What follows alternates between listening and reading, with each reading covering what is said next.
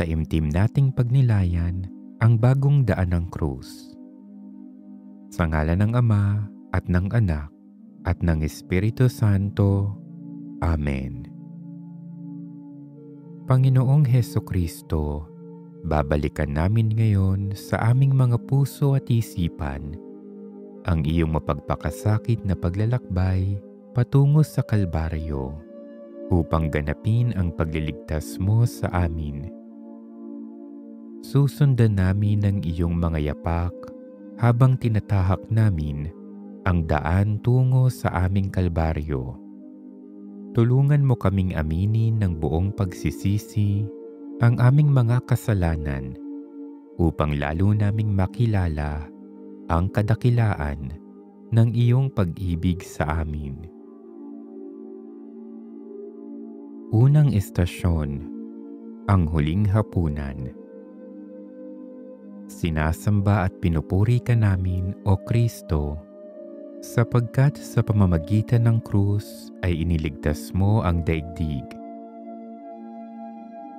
Dumampot ng tinapay si Jesus at matapos magpasalamat sa Diyos, kanyang pinagpira-piraso at ibinigay sa mga alagad. Kunin ninyo ito at kanin. Ito ang aking katawan, wika niya. Hinawakan niya ang kalis, nagpasalamat sa Diyos, at ibinigay sa kanila. Uminom kayong lahat nito, sabi niya, sapagkat ito ang dugo ng tipan, ang aking dugo na mabubuhos dahil sa marami sa ikapagpapatawad ng mga kasalanan.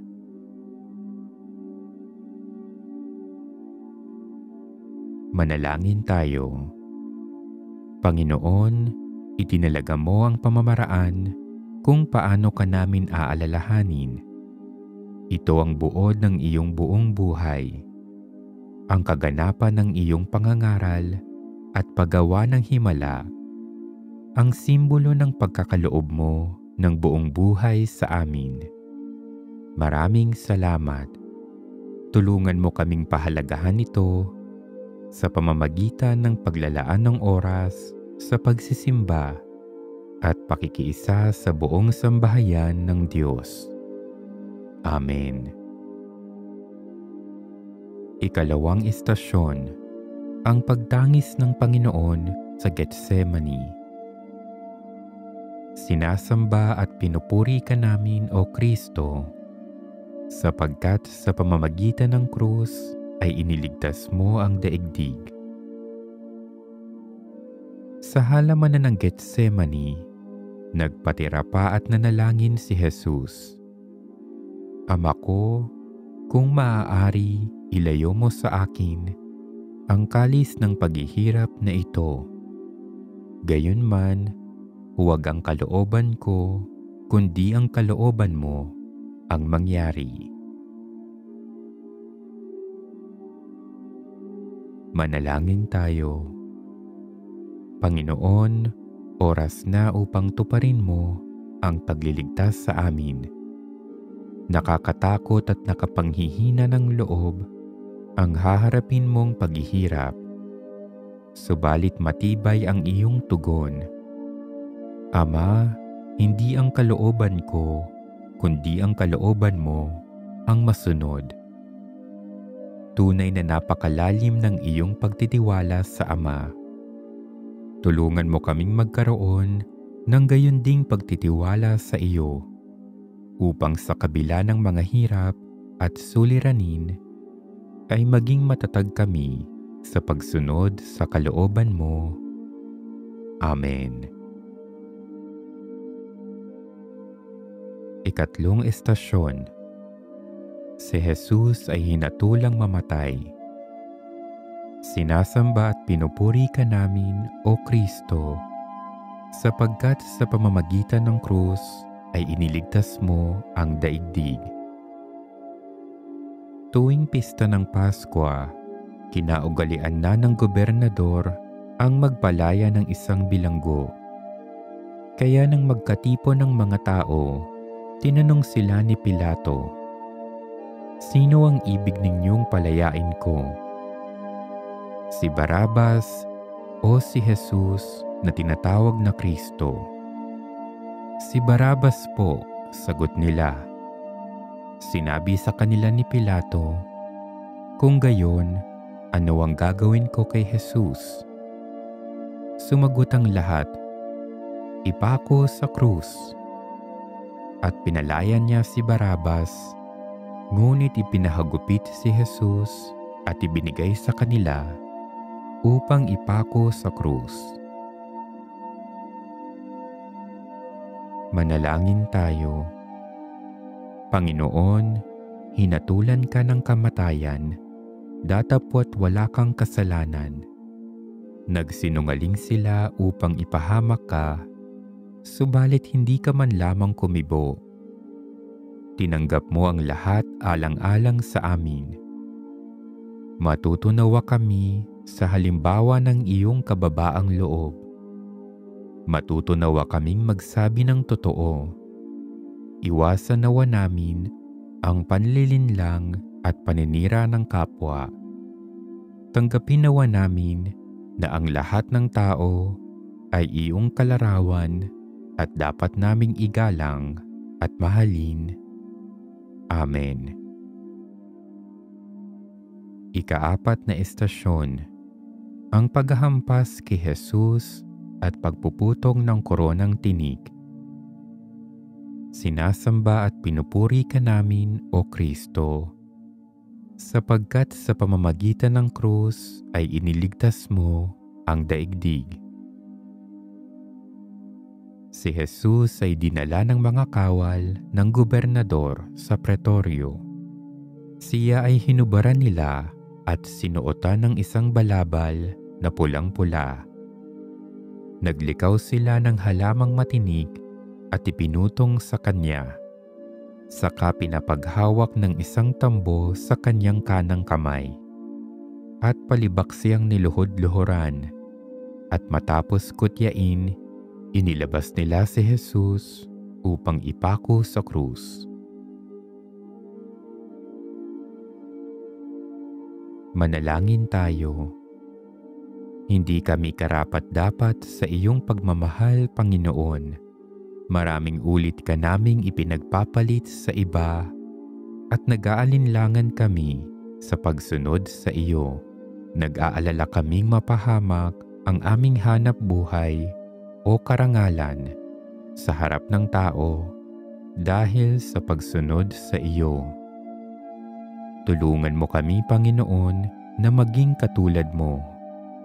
Matutuhan nawa naming tumalikod sa layaw ng katawan, nang sa gayon ay maging tunay mo kaming alagad. Amen.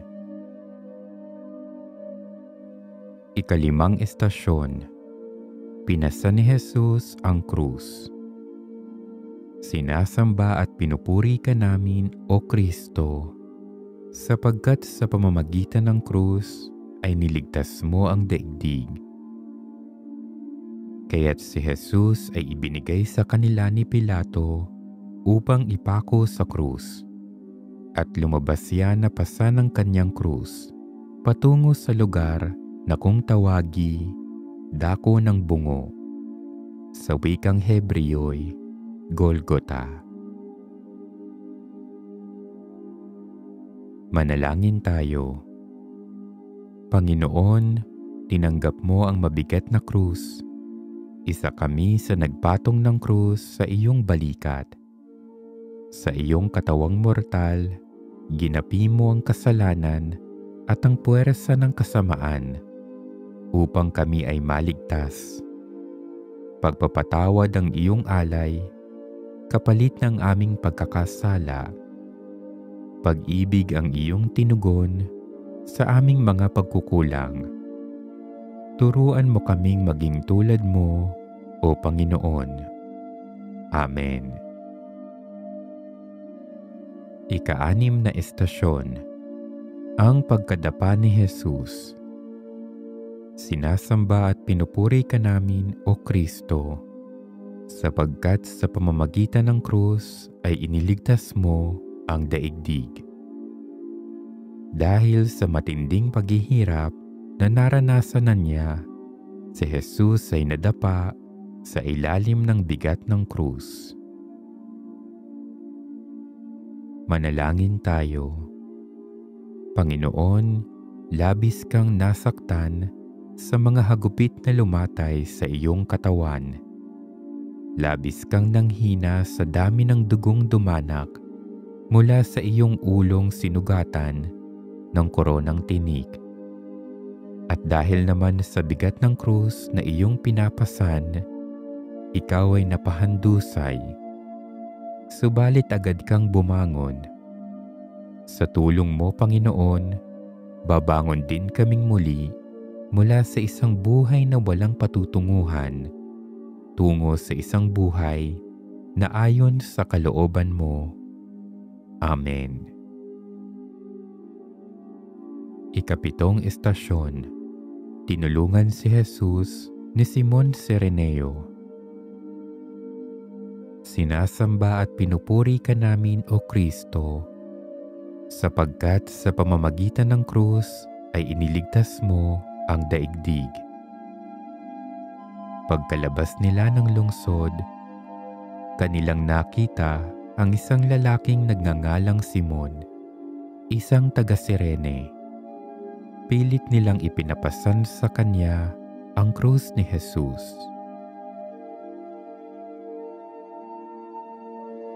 Manalangin tayo. Panginoon, malayo pa ang bundok ng Kalbaryo, ngunit walang nagkusang tumulong sa iyo.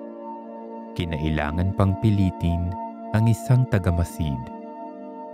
Tulungan mo kami, Panginoon, na matutong tumayo at manindigan para sa iyo. Pawiin mo ang aming takot na masangkot, ang pag-aatubiling dumamay, ang pangingiming magbigay kung walang katiyakang magagantihan. Amen. Ikawalong estasyon. Si Jesus at ang mga babaeng taga-Jerusalem. Sinasamba at pinupuri ka namin, O Kristo, sapagkat sa pamamagitan ng krus ay iniligtas mo ang daigdig. Sinusundan na si Jesus ng maraming tao, kabilang ang mga babaeng nananaghoy at nananambitan dahil sa kanya. Nilingon sila ni Jesus at sinabi sa kanila, "Mga kababaihan ng Jerusalem, huwag ninyo akong tangisan. Ang tangisan ninyo'y ang inyong sarili at ang inyong mga anak. Tandaan ninyo, darating ang mga araw na sasabihin nila, mapalad ang mga baog, ang mga sinapupunang hindi nagdalang tao, at ang mga dibdib na hindi nagpasuso. Sa mga araw na iyo'y sasabihin ng mga tao sa mga bundok, gumuho kayo sa amin, sapagkat kung ganito ang ginagawa sa kahoy na sariwa, ano naman kaya ang gagawin sa tuyo?" Manalangin tayo. Tumangis ang mga babaeng taga-Jerusalem dahil sa malaking awa kay Jesus. Hindi nila naunawaang higit na dapat tangisan ang kanilang sarili at kanilang mga anak, sapagkat ang kamatayan ni Jesus ay paghukom sa kasalanan. Kami rin, Panginoon, ay dapat tumangis, sapagkat kami ay makasalanan. Habang sinusundan ka namin sa daan ng krus, ipaubaya mo sa amin ang pagkakataong lumuha ng buong pagsisisi sa aming mga kasalanan. Amen. Ikasyam na estasyon. Si Jesus ay hinubaran at ipinako sa krus. Sinasamba at pinupuri ka namin, O Kristo, sapagkat sa pamamagitan ng krus ay iniligtas mo ang daigdig. Nang maipako na si Jesus sa krus, kanilang pinaghati-hatian ang kanyang mga damit matapos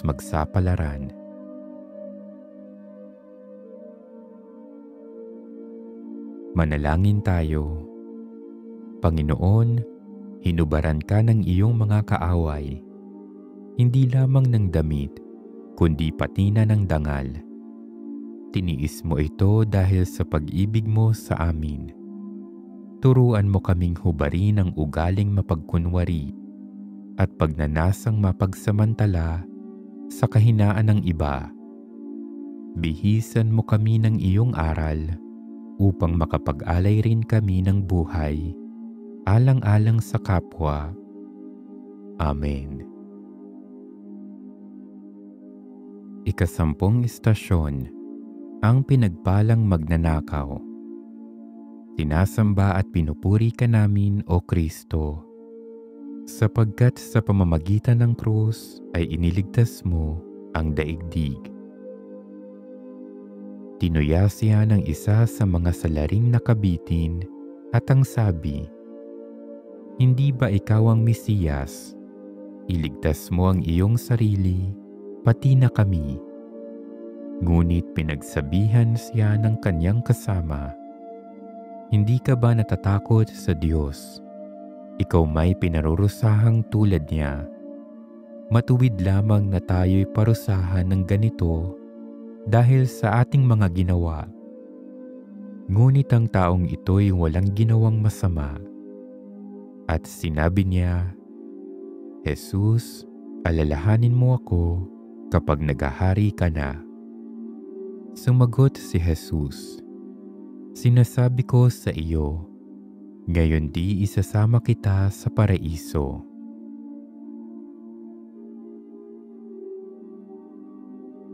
Manalangin tayo. Panginoon, isang malaking paghamak ang ipako ka sa gitna ng dalawang magnanakaw. Dinagdagan pa ito ng pangungutya at paglibak. Subalit hindi sila nagtagumpay na pagalitin ka. Sa halip, tiningnan mo sila ng iyong tinging puno ng pagpapatawad at pagmamahal. Tulad ng magnanakaw na pinagpala mo dahil nakilala niya ang kanyang abang kalagayan bilang makasalanan, nagsisisi rin kami sa pagdudulot ng dalamhati sa iyo. Tulungan mo kaming magbalik loob at mata mo ang lugar na inilaan mo sa amin sa paraiso. Amen. Ikalabing isang istasyon, ang mahal na ina at ang mahal na alagad sa paanan ng krus.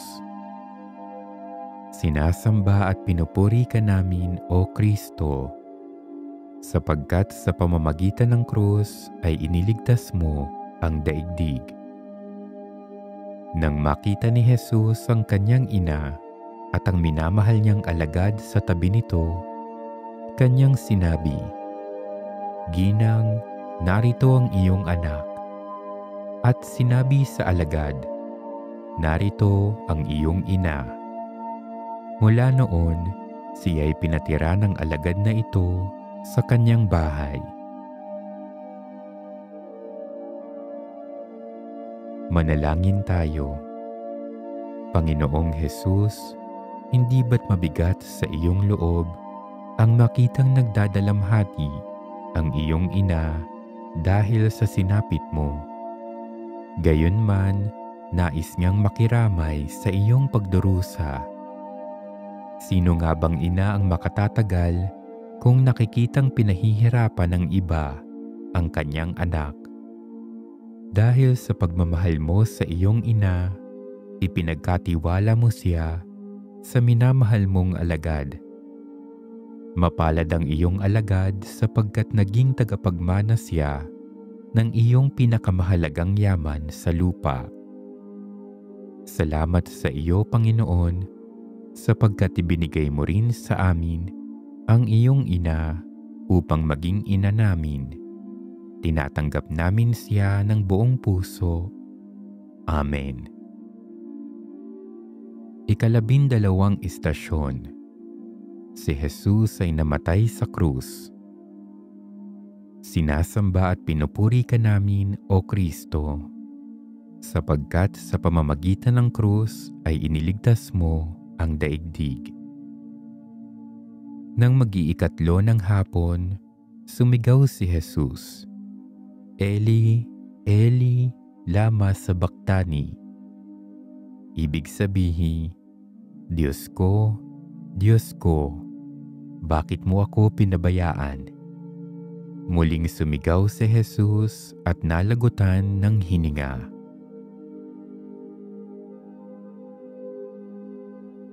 Manalangin tayo. Panginoong Jesus, kahit nang nakabayubay ka sa krus, hindi sa sarili mong paghihirap nakatuon ang iyong isip. Bagkus, ang inalala mo ay ang mga taong nagpapahirap sa iyo. Tumawag ka sa Ama at sinabi mong, "Ama ko, patawarin mo po sila." Ipinakita mo sa amin ang isang magandang huwaran ng dalisay na pagmamahal.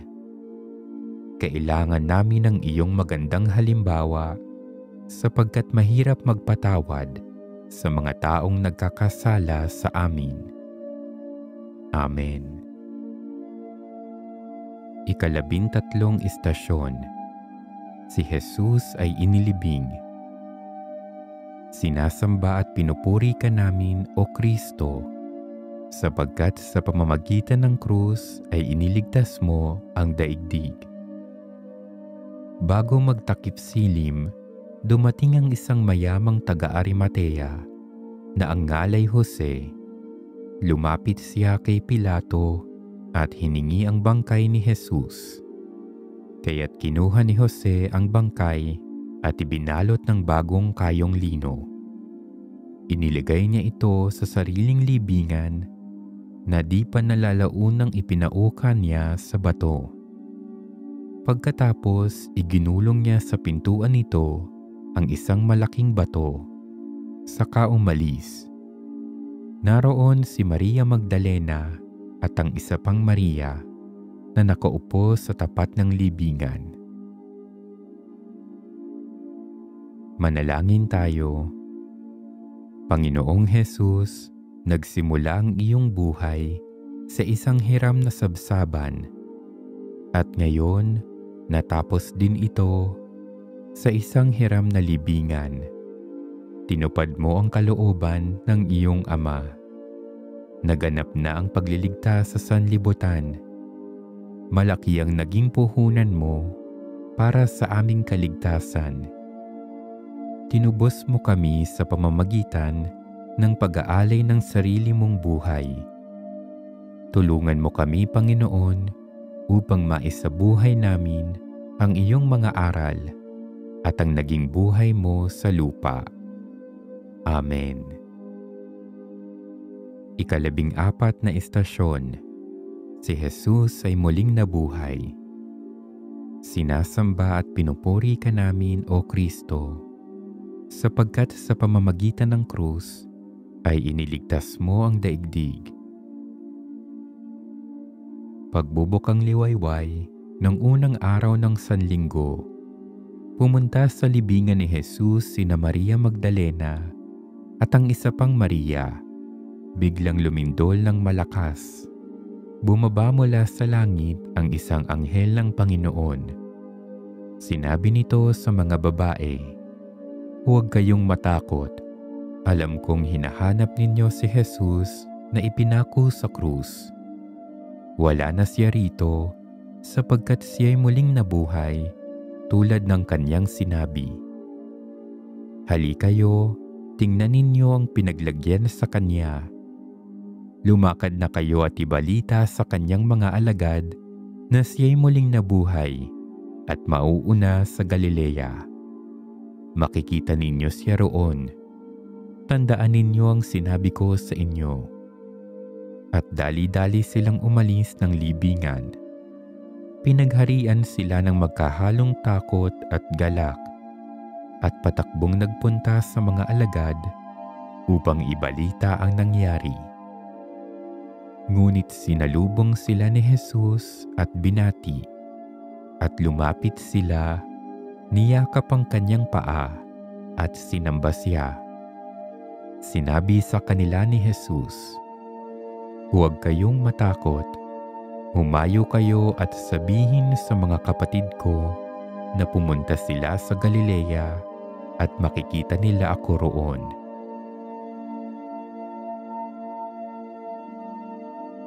Manalangin tayo. Panginoong Jesus, pagkalipas ng 3 malulungkot na araw, pinuno mo kami ng kagalakan sa iyong pagkabuhay na mag-uli. Ang pangyayaring ito ay nagpapatunay na nalupig mo ang kasalanan at nasupil mo ang kamatayan. Binuksan mo sa amin ang pinto ng langit. Tulungan mo kami, Panginoon, upang hindi kami mawalan ng pag-asa habang pinapasan namin ang aming mumunting krus. Naway mapatotohanan namin sa pamamagitan ng aming salita at gawa na ikaw ay buhay at naghahari sa aming buhay.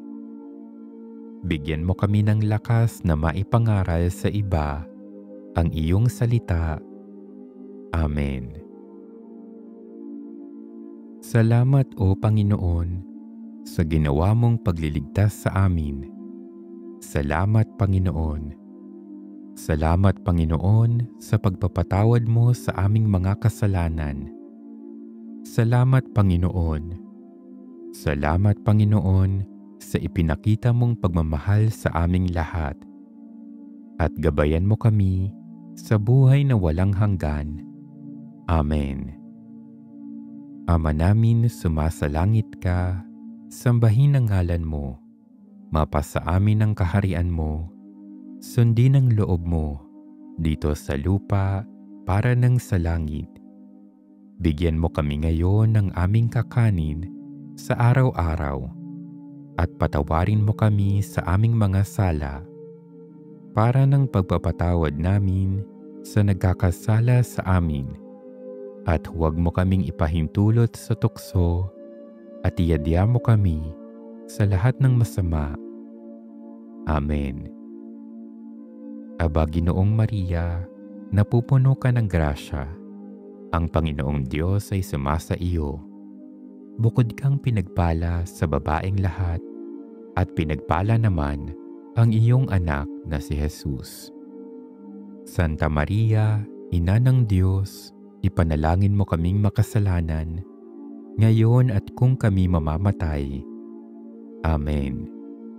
Luwalhati sa Ama, sa Anak, at sa Espiritu Santo, kapara noong unang-una, ngayon at magpakailanman, at magpasawalang hanggan. Amen. Sa ngalan ng Ama, at ng Anak, at ng Espiritu Santo. Amen.